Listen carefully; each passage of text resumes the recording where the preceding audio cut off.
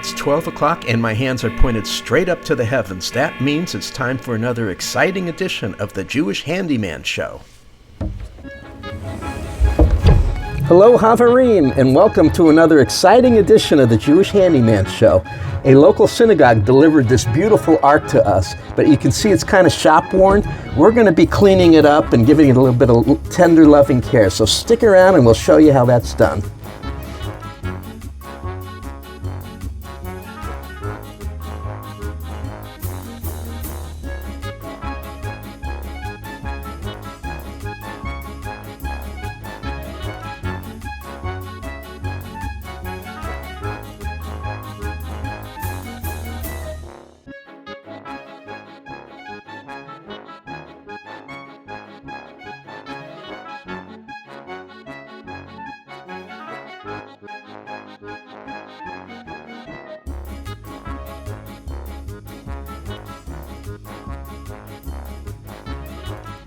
So we've decided to name this particular episode Fixing the Ark for Shavous. And speaking of which, you're aware of our tradition that we eat only dairy on the holiday?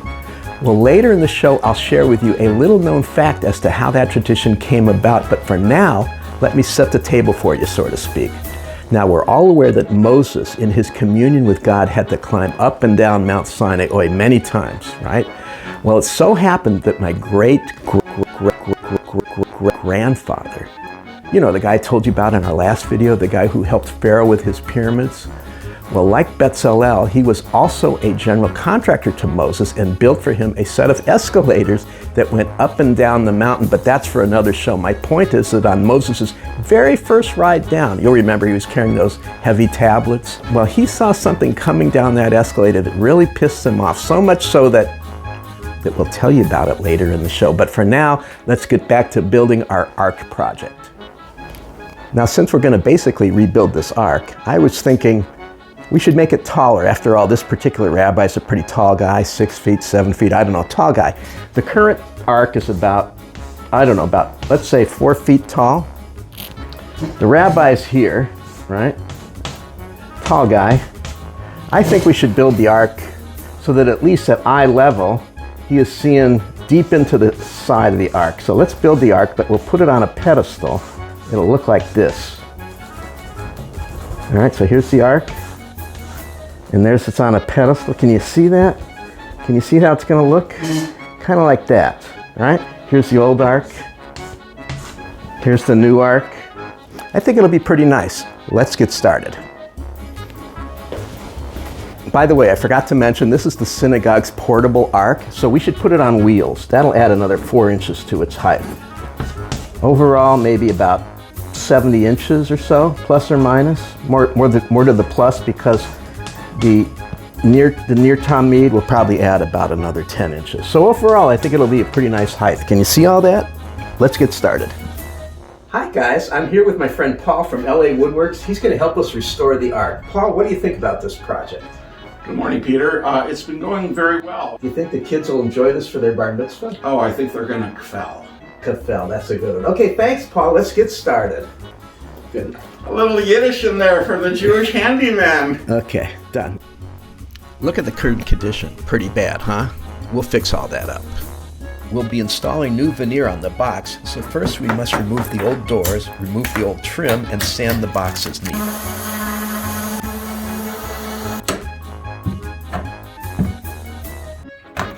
Next, we cut the veneer a little oversized and glue it up on sections of the box and onto the 2 doors. Once the glue has dried, we can route the oversized veneer into a tight fit against the edge of the doors.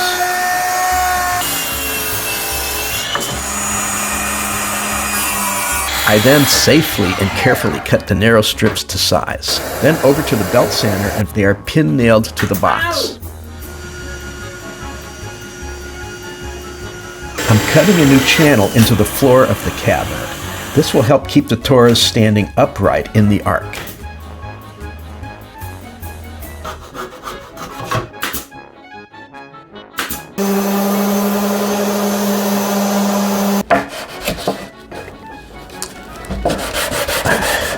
I know why Paul bailed on me today. Being the skilled woodworker that he is, he knew that today would be a day of sanding and sanding and sanding.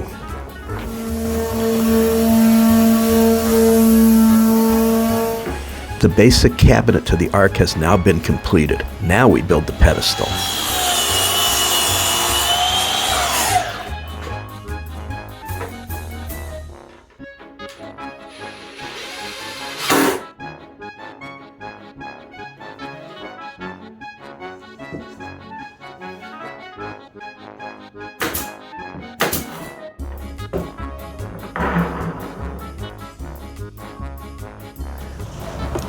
I think a nice gray weathered look would look terrific on this wood. What I like to do is rub the dye and color it directly across the grain and then follow it up with the grain with a paper toweling.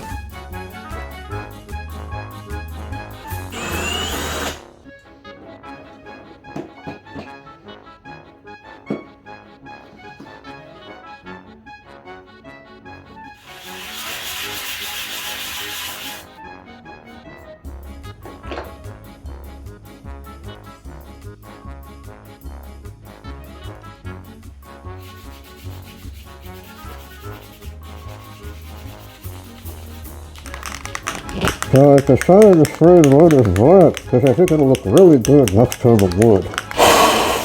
I'm real sorry about that.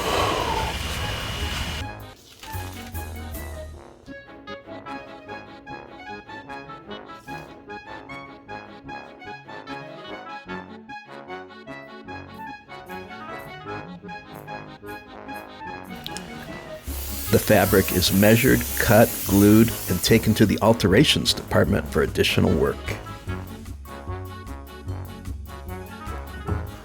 We can now join up the Ark with its new pedestal.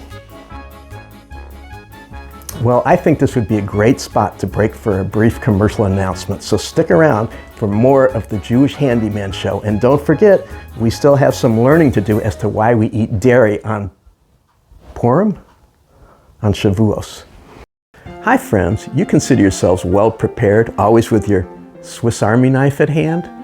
But what if you're called to read Torah on, say, a Monday or Thursday morning, and there is no yad to be found anywhere in the shul? What to do? Well, introducing the Jewish Handyman's new addition to our fine line of products, our exclusive Swiss Army yad. This is not a real Torah. I wouldn't read a real Torah in my shop. Besides, there's no minyan here. This is only a demonstration so that you can see the functionality of the Jewish Handyman's new Swiss Army yad. Take it to the beach, heck, take it bowling, but knowing all the while that if and when that time comes, you'll always be prepared for that special Torah reading. And what a great bar or bat mitzvah gift this is for that special someone in your family. Of course, this and our other fine of Jewish Handyman products are available at high-end gift and Sisterhood Judaica shops everywhere. So remember, ask for it by name, the Jewish Handyman's Swiss Army yad. And now, back to the show. So what I'm thinking of doing for the Ner Tamid is to build a box, and inside the box well, here's the box, right? And inside the box will be an interesting light made out of stained glass, right? And the bulb will be behind it, and it'll be showing the light through the glass. Maybe plate glass in front of it to protect it. But looking down at it from top view, here's what it'll look like. It'll have a curve in the back of copper, and then it'll curve around like this, and then the ends of the copper will fold around in order to embrace that plate glass that's in front. And so the light would be behind here, right? Here's a light bulb, and the light would shine through this interesting stained glass that we'll build. And it'll be sitting on a candle. It'll look like a candle, and that's it. That'll be kind of, does that make any sense to you? I think it'll work.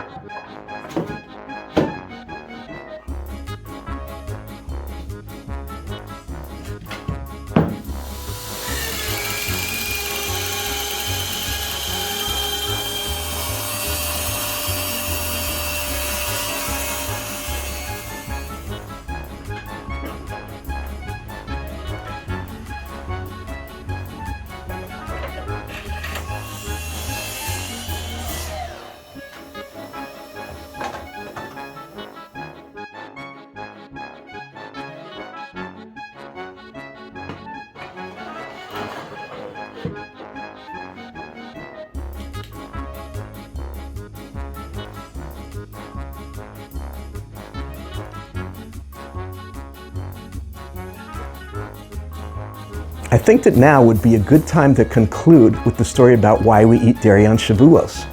Remember, when we last left Moses, he was riding down to the bottom of the escalator when something he saw really upset him. What did he see that so upset him? That's right, he saw the golden arches.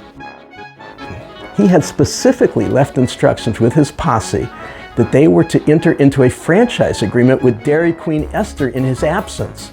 But they decided to go against his instructions and worked out a deal with McDovids. Well, we know how the rest of the story goes. In his outrage, he threw those tablets down, thereby completely destroying the newly built McDovids. And to this day, we eat only dairy on Shavous in remembrance of those folks who went against his wishes. So here's the final project. I think it came out really nice, and I hope that the synagogue enjoys it as much as we've enjoyed building it for them. Inside, we've got this nice turquoise velvet to match the rooftop of their building. A Torah, this is a faux Torah, a made-for-TV Torah, just so that you can see the scale of the project. We can put 2 in here. Closes up, and there you go. You're rolling away, and you're all set. How does it feel to be the mother of the Jewish handyman? Well, it probably would be better if I could say the mother of the doctor, Jewish handyman. Thanks for that ringing endorsement, Mom. We here on the Jewish Handyman channel hope that you've enjoyed this particular episode of the show. If you did, please feel free to subscribe below. It's free and you'll be doing a mitzvah. And as always, if you'd like to advertise or have a suggestion for a future episode, just send us your comments. If we use your idea, one of our exclusive Jewish Handyman mugs will be coming your way. Joyce Sakertov of West Hills, California, thanks for your suggestion. A mug is coming your way. Well, that's it for now, folks. From all of us on the Jewish Handyman show, thanks very much for watching and see you next time. Bye-bye.